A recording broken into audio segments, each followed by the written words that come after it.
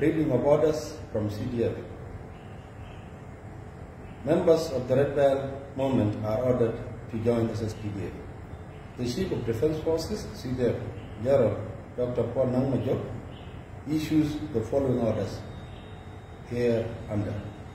Order number 1, members of the Red Bell movement are hereby ordered to join SSPDF with their personnel and support weapons.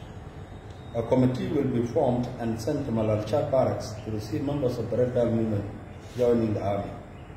Members declining this golden opportunity and honor to serve will face forceful disarmament at the earliest time possible. Order number 2, armed youth in Greater Warrap are hereby ordered to voluntarily hand over the weapons to SSPDF within 21 days. Failure to comply with above orders will result in the launching of a comprehensive forceful disarmament exercise.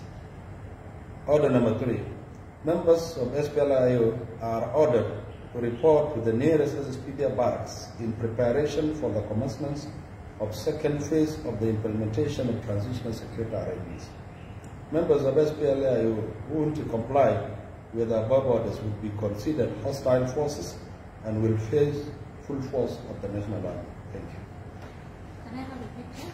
Yeah.